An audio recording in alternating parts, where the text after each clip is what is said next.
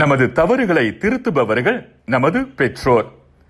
அன்பார்ந்தவர்களே, ஒரு முறை ரப்பரை பார்த்து பென்சில், ஒவ்வொரு முறையும் நான் தவறு செய்யும் போது என்னை சுத்தப்படுத்தி தூய்மையாக்கி விடுகிறாய், ஆனால் என்னை சுத்தம் செய்யும் போது நீ கரைந்து கொண்டே போகிறாயே, அது எனக்கு வருத்தமாக இருக்கிறது என்று கூறியது.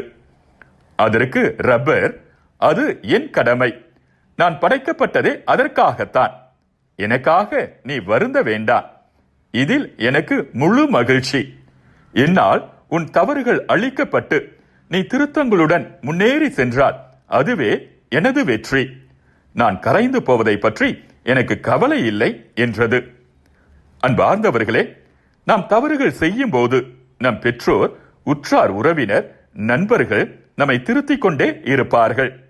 குறிப்பாக நமது பெற்றோர் அவர்கள் ஆயுள் காலம் முடியும் வரை நம் தவறுகளை திருத்திக் கொண்டே இருப்பார்கள்.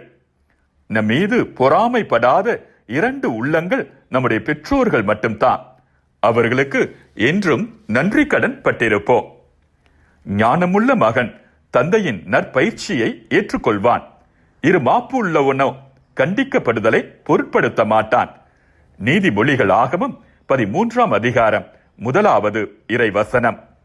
பிள்ளைகளே, உங்கள் பெற்றோருக்கு முற்றிலும் கீழ்ப்படியுங்கள்.